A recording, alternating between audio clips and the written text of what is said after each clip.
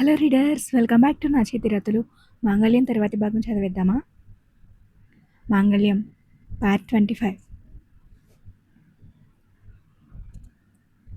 అబద్ధం కాదు అభి, నిజం, పచ్చి నిజం. నువ్వు నమ్మకపోయినా ఇది అబద్ధం అయిపోదు.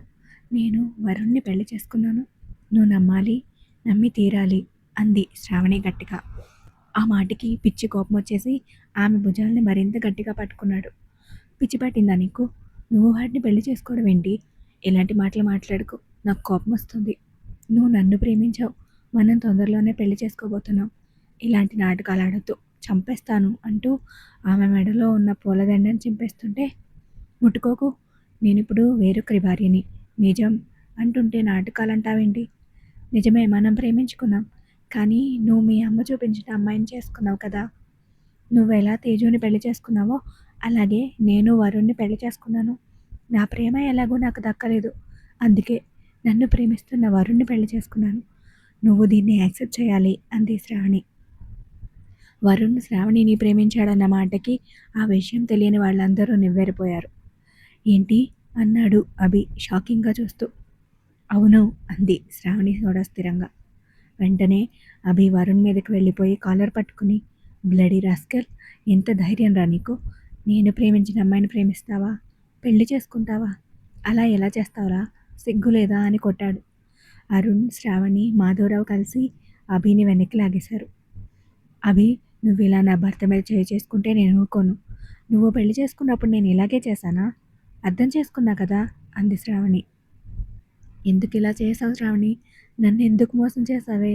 నన్ను ప్రేమించి వేరే వాడిని ఎలా పెళ్లి చేసుకున్నావని అభి ఏడుస్తుంటే, నువ్వు కూడా నాలాగే చేసావు కదా అభి. విడాకులిచ్చి మళ్ళీ చేసుకుంటానన్నావు, కానీ నీ భార్య అని తేజం చూపిస్తూ, అది నీకు విడాకులు ఇవ్వనంది, మన ఇద్దరికీ చచ్చినా పెళ్లి జరగనివ్వను అంది. అసలు మన ఇద్దరం విడిపోవడానికి కారణం తనే, మళ్ళీ కలవనివ్వరు కూడా. మరి నేను జీవితాంతం ఇలాగే మిగిలిపోనా? అందుకే చేసుకున్నాను అంది శ్రావణి. లేదు శ్రావణి, నేను నిజంగా పెళ్లి చేసుకుంటాను. ఇదంతా వద్దు, వదిలే ప్లీజ్. ఇదంతా నిజం కాదు, అబద్ధం అని చెప్పు. నేను బతకలేను ప్లీజ్ అంటూ మోకాళ్ళ మీద కూర్చుండిపోయి కాసేపు హిస్టరిక్గా అరుస్తూ, కాసేపు ఏడుస్తూ తల్లితో ఉన్న శ్రావణిని చూసి పిచ్చెక్కిపోతున్నాడు అభి. అతను అలా చూస్తుంటే తేజు, మాలినికి గుండెలు పిండినట్టుగా ఉంది. వరుణ్, లక్ష్మీ, సుమతిలకు కూడా అతని బాధను చూస్తుంటే గుండెలు ద్రవించిపోతున్నాయి. అభి, ఏడవకు నాన్న అంటూ అభిని గుండెలకి హత్తుకుని బాధపడుతున్నారు మాలిని. వెళ్ళి ధైర్యం చెప్పాలని ఉన్నా శ్రావణి మాటలు నిజమే అనుకుని అతని బాధకి తననే కారణంగా చూస్తాడేమో అనిపించింది తేజుకి. అభి ఆ మాట అంటే తను తట్టుకోలేదు. శ్రావణి గురించి అభి తెలుసుకోవాలని కాస్త గట్టిగా మాట్లాడేది తప్ప అతను బాధపడితే తను చూడలేదు. అలాంటిది నీ వల్లే ఇదంతా అంటే భరించలేక దగ్గరికి వెళ్లకుండా దూరంగానే ఉండిపోయింది. అతను ఏడుస్తుంటే చూడలేక గుండెల్లోంచి తన్నుకొస్తామన్న బాధ కన్నీళ్ళ రూపంలో బయటకు వస్తుంటే అతి కష్టంగా ఆపుతుంది. ఐఎమ్ సారీ అభి, నువ్వు నా వల్ల బాధపడతావని తెలుసు, కానీ మన జీవితాల్లో పెళ్ళనేది లేకపోతే మనం ఏం చేయలేం కదా. ప్రాణంగా ప్రేమించుకున్నాం, కానీ మీ అమ్మగారు నాతో పెళ్ళికి ఒప్పుకోలేదు. పోనీ తేజు అయినా ఒప్పుకుంటుందేమో అనుకుంటే తను కూడా మన ప్రేమని పూచికి పుల్లలా తీసి పడేసింది. పెళ్ళయ్యాకైనా నీ బాధను అర్థం చేసుకుని విడాకులు ఇవ్వడానికి ముందుకు రాలేదు. నీ మనసుని అర్థం చేసుకోలేదు, నీ బాధని పంచుకోలేదు. ఇంకెలా మన ఇద్దరం దగ్గరవుతాం అని మాలిని, తేజు మీద తను అక్కసును వెళ్ళగక్కుతూ అభిని రెచ్చగొట్టడానికి ప్రయత్నించింది శ్రావణి. నోరు ముయ్యి రాక్షసి, నీ గురించి తెలిసి కూడా నిన్నెలా వాడి భార్యను చేస్తానే? అంతగా ప్రేమించిందానివైతే ఇలా చేస్తావా అసలు? వాడంతలా కుళ్ళి కుళ్ళి ఏడుస్తుంటే ఇప్పటికీ నువ్వు చేసింది కూడా మా మీద తోయడానికి చూస్తున్నావు. నీ వేషాలు ఇంకెక్కడైనా వేసుకో, నా ముందు కాదు అని శ్రావణిని గట్టిగా గదిమి, అభి, ఇప్పటికైనా అర్థం చేసుకోరా. అలాంటి దానికోసం నువ్వు ఏడుస్తావా? ఇంతలా కుంగిపోతావా? నువ్విలా ఏడుస్తుంటే నా గుండె తట్టుకోలేకపోతుంది నాన్న, బాధపడకరా అని అభిని ఓదారుస్తున్నారు మాలిని. మమ్మీ, నేను నేను తనని ప్రాణంగా ప్రేమించాను మమ్మీ. ఎంతలానో నీకు కూడా తెలుసు. తన కోసం నిన్ను కూడా మోసం చేశాను. మరి అది నన్ను వదిలేసి వాడిని ఎలా పెళ్లి చేసుకుంది? నీకు తెలుసు కదా నేను తను ఎంత ప్రేమిస్తున్నానో. అసలు నువ్వే ఎందుకు మాకు పెళ్లి చేయలేదు? అలా చేసుంటే ఇప్పుడు ఇలా అయ్యేది కాదుగా. ప్లీజ్ మమ్మీ, ఇదంతా అబద్ధం అని చెప్పు. నా గుండె పగిలిపోతున్నట్టుంది. తట్టుకోలేకపోతున్నాను. నా వల్ల కావట్లేదు. ఇదంతా నిజం కాదని నువ్వైనా చెప్పు మమ్మీ, ప్లీజ్ అని ఏడుస్తున్నాడు అభి. అభి మాలిని మీదకి షిఫ్ట్ అవుతున్నాడు అనుకుని అభితో తన పెళ్ళికి అడ్డుగా నిలిచినందుకు ఎప్పటి నుంచో మాలిని మీదున్న కోపం ఒక్కసారిగా లేచింది శ్రావణికి. అలా అడుగు అభి, నువ్వు ముందే మీ అమ్మని గట్టిగా అడుగుంటే ఈ పాటికి మన పెళ్ళైపోయేది. అసలు నిజంగా కొడుకు మీద ప్రేమ ఉంటే నీ ప్రేమని ఎలా కాదనగలదు? నువ్వు మాత్రం మీ అమ్మ ఆశీస్సులు లేనిదే పెళ్లి చేసుకోనని భీష్మించు కూర్చున్నావు. మీ అమ్మ ఏమో తనకి నచ్చితే చాలనుకుని ఆ తేజుని తీసుకొచ్చి కట్టబెట్టింది. మన జీవితాలు నాశనం చేసింది. మన ప్రేమ ఫెయిల్ అవ్వడానికి అసలు కారణం మీ అమ్మ. నీ పెళ్ళాం కూడా మీ అమ్మకి తక్కువేం కాదు. నా మీద చెయ్యి కూడా చేసుకుంది. నీకు దూరంగా ఉండమని మీ అమ్మ నాన్న నన్ను ఎన్నిసార్లు బెదిరించిందో, నీతో పెళ్లి జరగనివ్వను అని ఎన్నిసార్లు ఛాలెంజ్ చేసిందో. వాళ్ళకి భయపడే నేను ఈ నిర్ణయం తీసుకున్నా. ఇకనైనా మీ అమ్మ ఎంత స్వార్థంగా ఆలోచిస్తుందో తెలుసుకో. నీకన్నా బయట వాళ్ళే ఎక్కువ ఆవిడికి.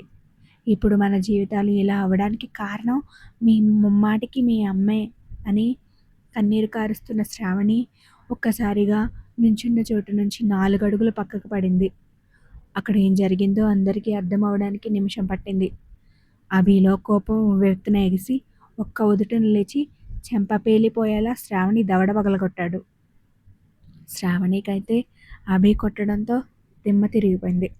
అతి సుకుమారమైన చెంప మీద గరుకైన చెయ్యి జెట్ స్పీడ్తో తాకేసరికి అప్పటికే కాల్చిపెట్టిన వాతలా ఎర్రగా అచ్చుపడ్డాయి 5 వేళ్ళు. బుగ్గ బూరెలా ఉబ్బిపోయింది ఆ కొద్ది టైంలోనే. అభి శ్రావణి రెక్క పట్టుకొని లేపి, ఏమన్నావు? మా మమ్మీ కారణమా? అవును, ఆ విషయం నాకు తెలుసు. మా మమ్మీ మొదటి నుంచి నీతో పెళ్లి ఒప్పుకోలేదు నిజమే. నా మనసు తేజు అర్థం చేసుకోలేదు నిజమే. మరి నువ్వు చేసిందేంటి?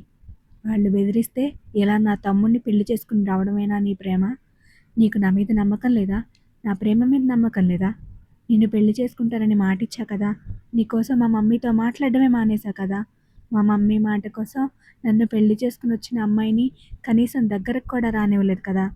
నీకేనా అయితే ఏం జరిగిందని మాట కూడా వాళ్ళని అడగకుండా నీ మాట మీద నమ్మకంతో రోజు గొడవలు పడుతూ ఇంట్లో వాళ్ళనే శత్రువుల్లా చూసా కదా. ఇవేవీ నీకు కనిపించలేదా? వాళ్ళన్నది మాత్రమే నీ బుర్రకెక్కిందా? నా మీద నమ్మకం లేని దానివి ఇలా నా దారి నేను చూసుకుంటా అని ముందెందుకు చెప్పలేదు? నీ పేరు మీద షేర్స్ పెడుతున్నా అన్నప్పుడు నిన్ను పెళ్లి చేసుకోలేను అనలేదే. రాత్రి కూడా పెళ్లి గురించి మాట్లాడావు కదే. మరి పొద్దున్నకే ఇలా ఇంకొకటి పక్కన ఎలా నిలబడ్డావు? మా మమ్మీ అన్నట్టు నా డబ్బు కోసమే ప్రేమించావా? అన్నాడు తీక్షణంగా చూస్తూ. అభి రియాక్షన్కి మాలిని తేజు ఉప్పొంగిపోయారు. ఎన్నాళ్ల నుంచో ఎదురుచూస్తున్న సన్నివేశం అనుకోకుండా కళ్ళ ముందెండేసరికి స్వీట్ షాక్ తగిలినట్టయింది వాళ్ళకి. శ్రావణి అయితే అభి కోపానికి హడలిపోయి సమాధానం చెప్పలేక గుటకలు మింగుతూ నుంచుంది. మాట్లాడవేంటే? అడుగుతున్నాడుగా చెప్పు. ముందే ఎందుకు చెప్పలేదు పెళ్లి గురించి? తేజు నిన్ను ఒక్క మాట అందని వాడు నీకు కంపెనీలో పార్ట్నర్షిప్ ఇచ్చాడు. అప్పుడు ఎందుకు చెప్పలేదు? నాకంటే నీ కుళ్ళు ఆలోచనలు తెలుసు కాబట్టి సమాధానం అక్కర్లేదు. కానీ వాడికి మాత్రం కావాలి. మాట్లాడు అన్నారు మాలిని. షేర్స్ మ్యాటర్ రావడంతో అదే కరెక్ట్ టైం అనుకుని అరుణ్ మాధవరావు వైపు శ్రావణి వైపు చూశాడు. మాధవరావుకి మాట్లాడడానికి ధైర్యం రావడం లేదు. శ్రావణి సంగతి చెప్పక్కర్లేదు. అభి నుంచి అంత వైల్డ్ రియాక్షన్ ఎక్స్పెక్ట్ చేయక బిత్తరపోయి చూస్తుంది. తనకి తప్పదనుకుని అరుణ్ ముందుకొచ్చి, నీ షేర్స్ మాత్రమే కాదు పెద్దమ్మా, మొత్తం కంపెనీని తన ఆస్తుల్ని కూడా శ్రావణికి రాసిచ్చాడు అన్నయ్య అన్నాడు. కొంతసేపు ఎవ్వరికీ అర్థం కాలేదు అతనన్న మాటలు. అభి కూడా అయోమయంగా చూశాడు ఏం చెప్తున్నాడు అని. తేజుకి మాత్రం అర్థమయ్యి మొహం పాలిపోయింది. తనకి క్లారిటీ వచ్చేసింది వాళ్ళ ప్లాన్ అమలు చేసేసారని. ఏంటి అన్నారు మాలిని అభి ఒకేసారి. అవును, 4 రోజుల క్రితం అభి అన్నయ్య తన స్థిరచరాస్తులు శ్రావణికి రాస్తున్నట్టుగా డాక్యుమెంట్స్ మీద సంతకం చేశాడు. చదువుకోండి అంటూ ఒరిజినల్ డాక్యుమెంట్స్ చూపించి డూప్లికేట్స్ వాళ్ళకిచ్చాడు. వాట్ నాన్ సెన్స్! నేను ఆస్తి మొత్తం రాయడం ఏంటి? 20% షేర్స్ మాత్రమే రాశాను అన్నాడు అభి. ఒకసారి పేపర్స్ చూసుకో. సంతకం చేసింది నువ్వే. చదువుకో, నీకే తెలుస్తుంది అన్నాడు అరుణ్. గబగబా పేపర్స్ తీసుకొని చూశాడు అభి. కంపెనీ షేర్స్ మాత్రమే కాక తన యావదాస్తిని శ్రావణికి తన భర్తకి రాస్తున్నట్టు డాక్యుమెంట్స్ మీద తన సంతకం ఉంది. అవి చూడగానే అతని చేతుల్లోంచి పేపర్లు జారిపోయాయి. వెంటనే 2 గట్టి దెబ్బలు తగిలేసరికి అతని గుండె తట్టుకోలేకపోతుంది. ఓవైపు బాధ, మరోవైపు ఆవేశం, కోపం తన్నుకొస్తున్నాయి. నో, ఇది నిజం కాదు. ఇది అబద్ధం. మమ్మీ, నేను 20% మాత్రమే రాశాను. ఇది నిజం కాదని గట్టిగా అరుస్తున్నాడు. మాలినికి ఏది నమ్మాలో ఏది నమ్మకూడదో తెలియక మతిపోతున్నట్టుగా ఉంది. బాబాయ్, నువ్వు కూడా అక్కడే ఉన్నావు కదా? ఏంటిది? నేను కంపెనీలో షేర్స్ మాత్రమే ఇచ్చాను. మరి నా ఆస్తి మొత్తం రాయడం ఏంటని పేపర్స్ విసిరికొట్టాడు అభి. అదండి మాంగళ్యం 25వ భాగం. నిజంగా స్టోరీ ఇక్కడే మైండ్ టర్న్ తీసుకోబోతుంది.